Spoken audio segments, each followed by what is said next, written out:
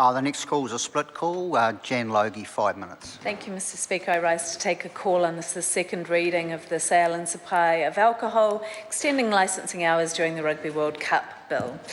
A bill that is currently has already delayed discussion on organ donations and is most likely to tonight delay the introduction of another bill to provide paid parental leave to this country.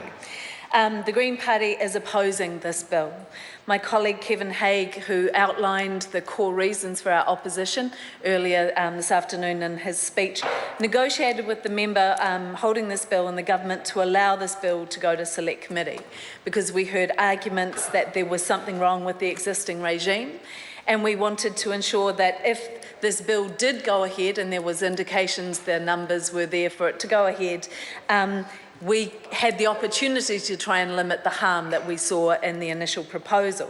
That's part of using our power in this parliamentary process, and we do not resile from that. However, what has come out of Select Committee does not address our concerns.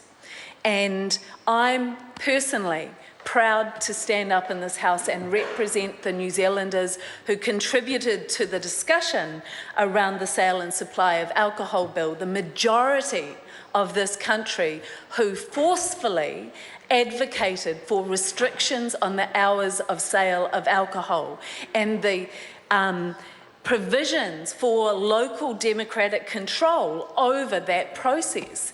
And I am very disappointed in this House to see that that piece of legislation being overridden through a process of urgency to undermine the work of the country, the majority of the country and the majority of the members of our Parliament in 2012.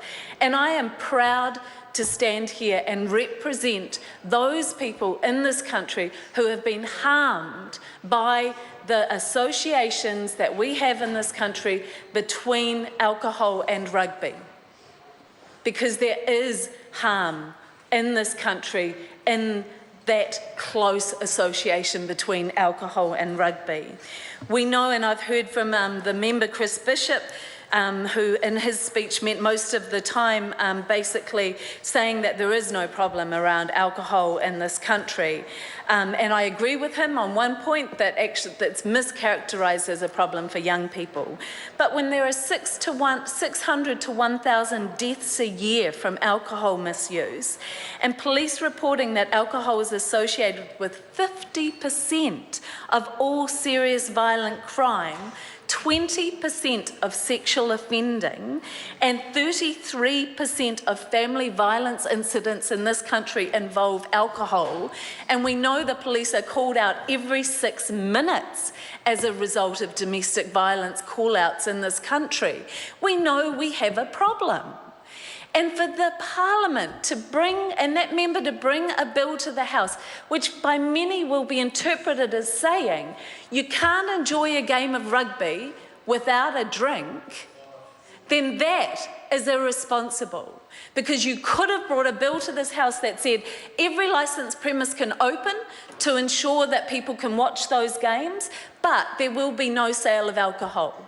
That could have happened, and that would have said, yes, we treat rugby as a religion in this country, that is true, but not every church service has communion. There is no need to drink to enjoy a game of rugby. The fact that that is the perception in this country, that you need to do that, is why we have so much harm caused by drinking in this country, and why so many women and children are harmed, particularly when we lose, and let's hope we don't.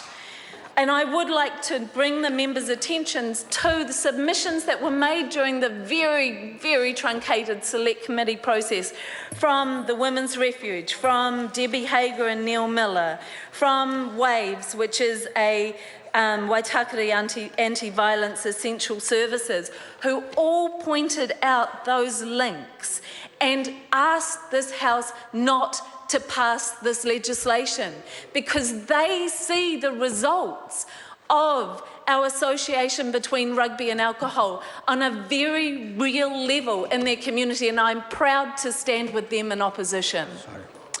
I call up Marama Fox. Kia ora, Mr. 5 Speaker. minutes.